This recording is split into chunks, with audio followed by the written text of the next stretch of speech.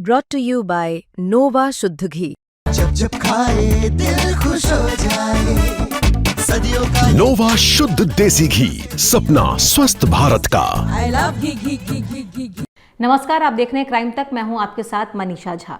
Murder के आपने बहुत सारे केसेस देखे होंगे, बहुत सारे सीरियल किलर हमारे देश में और देश के बाहर भी आपने देखे और सुने होंगे, लेकिन ये एक ऐसी लेडी सीरियल किलर है जो सिर्फ खूबसूरत बच्चों का कत्ल करती है, खासकर लड़कियों का। और इसे लगता है कि कोई अगर इससे खूबसूरत है, किसी और की तारीफ हो रही है, इससे उसे जलन होती थी, इसीलिए वो खूबसूरत बच्चों को मार देती थी। इस लेडी सीरियल किलर ने सिर्फ अपने घर के बच्चों को ही निशाना बनाया था, अपने घर के बच्चों की हत्या कर दी थी। और इसके मर्डर प्लान में सबसे कॉमन जो बात थी वो ये कि सारे बच्चों को पानी में डुबो कर मारती थी और अब तक इसने कुल 4 कत्ल किए थे। इस पूरे मामले को आप बीते कई दिनों से देख और सुन भी रहे होंगे। अब एक नया एंगल इस मामले में ये सामने आया है कि जो लेडी सीरियल किलर पूनम थी, उसका किसी तांत्रिक से भी कनेक्शन सामने आया है और इसको इस तरीके से भी जोड़कर देखा जा रहा है। जो उसके ससुराल वाले हैं, परिवार वाले हैं, वो ये बता रहे हैं कि जब जब इन बच्चों का कत्ल हुआ है, यानी कि चारों कत्ल एकादशी के दिन ही हुए हैं और हाल में जो सबसे आखिर वाला कत्ल था विधि का, वो भी 1 दिसंबर जिस दिन एकादशी थी उस दिन पूनम ने विधि को मार दिया था। सबसे पहले पूनम ने अपने ननद की बेटी, फिर चचेरे भाई की बेटी, फिर मामा की बेटी और अब एक बार उसने खुद अपने बेटे को भी मारा था। यानी कि 3 लड़कियों, 3 बच्चियों का और 1 बच्चे का कत्ल पूनम ने किया था। पूनम पढ़ी लिखी थी। पूनम जब ससुराल में आई, जब उसका बेटा हुआ, तो लोग कहते थे कि पूनम की तरह वो सुंदर नहीं है और फिर धीरे धीरे पूनम के घर के बाकी बच्चों से कंपेयर करने लगे, उसके बच्चे को भी, पूनम को भी। और उसने फील किया कि उसकी सुंदरता की तारीफ कम होती है और बाकी बच्चियों की, घर के जो बच्चे हैं उनकी तारीफ ज़्यादा होती है और इससे वो जेलस होने लगी। और ऐसा कई बार हुआ जिसके बाद उसने तय किया कि वो इन बच्चों को अब मारना शुरू करेगी। आखिर जो कत्ल था वो विधि का था, जिस कत्ल के बाद ये पूरा राज खुल गया। पुलिस ने इन्वेस्टिगेट किया, कुछ सुराग उसने छोड़ दिए थे, जिसको देखते हुए परिवार वालों ने पहले शिकायत की और उसके बाद पुलिस जब पहुंची तो ये मामला जो है वो खुल गया था। सोनीपत की ये रहने वाली है पूनम। 2019 में इसकी शादी हुई थी।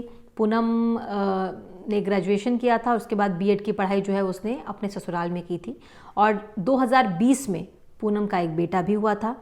हालांकि तब तक सब कुछ ठीक था, लेकिन जब उसका बेटा हुआ और लोग ये कहने लगे कि बेटा पूनम की तरह सुंदर नहीं है, क्योंकि पूनम को भी लगता था कि वो अपने घर में, मायके ससुराल में बहुत सुंदर, सब में से बहुत सुंदर है और उसका बेटा उतना सुंदर नहीं है। इसीलिए जो परिवार के लोग हैं वो ये कहते थे अक्सर कि पूनम का बेटा उसकी तरह सुंदर नहीं है और घर के बाकी बच्चे जो हैं वो और ज़्यादा सुंदर है। सबसे पहला कत्ल जो पूनम ने किया वो 2023 में किया था, यानी कि 2020 में उसका बेटा हुआ था। उसके बाद जब ये बातें धीरे धीरे सामने आने लगी, उसको सुंदरता, बाकी लोगों की सुंदरता से जेलसी होने लगी और धीरे धीरे उसके दिमाग में इस तरह का प्लान आने लगा। इशिका की सबसे पहले हत्या 2023 में पूनम ने की। पूनम को इशिका की सुंदरता से जलन होती थी और उसने तय किया कि वो इशिका को मार देगी और इशिका को उसने पानी की टंकी में, हौद में डुबाकर मार दिया।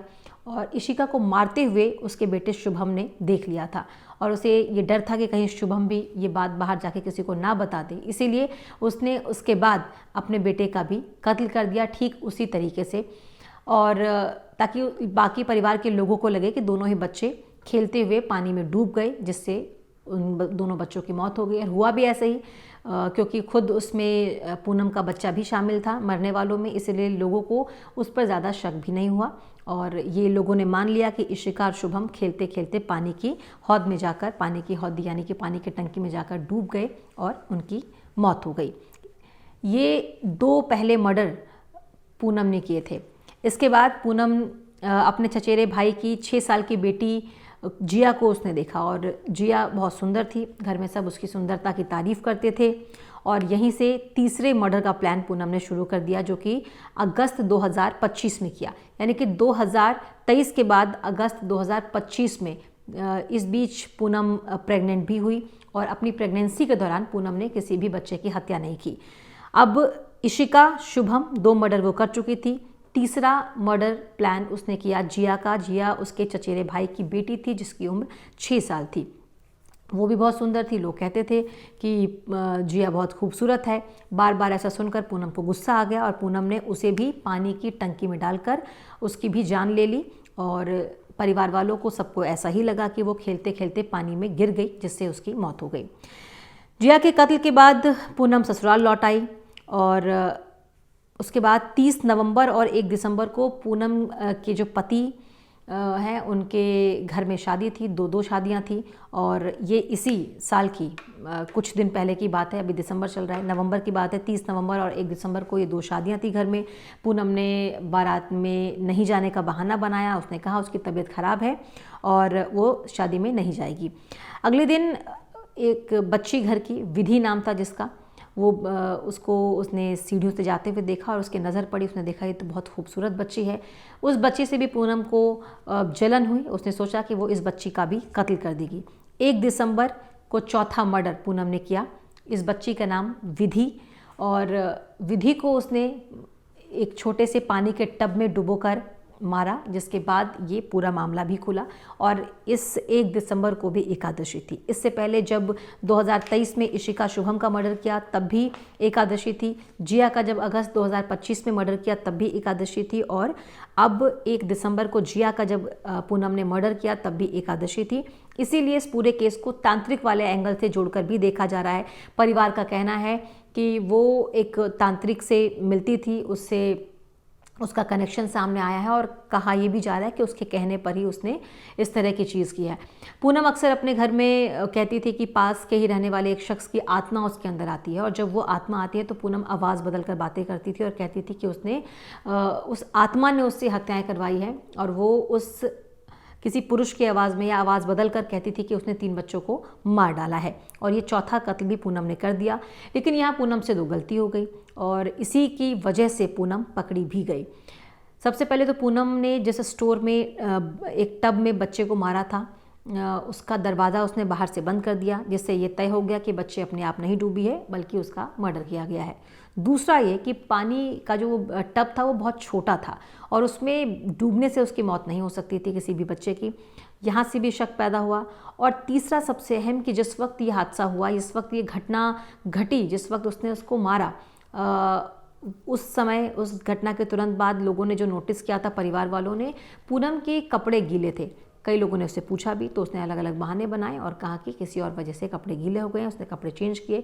लेकिन जब पुलिस को ये सारी बातें पता चली, पुलिस ने पूछताछ करना शुरू किया तो धीरे धीरे सारी परतें खुलने लगी और ये पाया कि पूनम ने ही विधि को मारा है। और जैसे ही इस बात का खुलासा हुआ कि पूनम ने विधि को पानी में डुबोकर मारा है, लोगों ने कनेक्शन निकाला, पुलिस को सारी बातें बताई, तो ये कनेक्शन जुड़ता जुड़ता चला गया कि पिछले 4-5 सालों में पूनम ने 4 कत्ल किए। अपने घर के ही 3 बच्चियों का कत्ल किया, अपने बेटे का कत्ल इसलिए किया ताकि उसके इस कारनामे पर किसी को शक ना हो। इन पूरे मामलों में अब तांत्रिक वाला एंगल भी जुड़ गया है। ये कहा जा रहा है कि एकादशी के दिन ही वो सारे कत्ल करती थी। शामली में एक तांत्रिक है जिससे पूनम कई बार मिली भी है और कहा यह जा रहा है कि उसके कहने पर हो सकता है पूनम ने ये तमाम चीज़ें की हो। 2 साल और 11 महीने के अंदर, यानी कि लगभग 2.25 साल के अंदर पूनम ने 4 हत्याएं की और इसमें उसके सिर्फ परिवार के बच्चे शामिल हैं, वो भी वो बच्चे जो काफ़ी सुंदर दिखते थे। और पूनम ने इन्वेस्टिगेशन में ये बताया है कि उसको दूसरों के बच्चों से या दूसरे जो खूबसूरत लोग हैं उन्हें देखकर जलन होती थी और इसीलिए उसने इन बच्चों को पानी में डुबोकर मारा। पानी में क्यों डुबोकर मारा, इसके पीछे उसने तर्क दिया कि इससे उसको इस बात की तस्दीक हो जाती थी कि बच्चा मर गया, उसकी सांसें नहीं चल रही है। वो कंफर्म करने के लिए कि बच्चा मर गया है, कोई भी लूप होल या कोई भी कमी या कोई भी गलती वो नहीं करना चाहती थी, इसीलिए वो बच्चों को पानी में डुबोकर मारती थी ताकि वो कंफर्म हो जाए कि बच्चा मर गया है। तो एक ऐसी साइको किलर जो बच्चों की खूबसूरती से जलती थी, इसलिए उसने अपने घर के बच्चों का कत्ल कर दिया। पुलिस फिलहाल इस मामले को इन्वेस्टिगेशन कर रही है।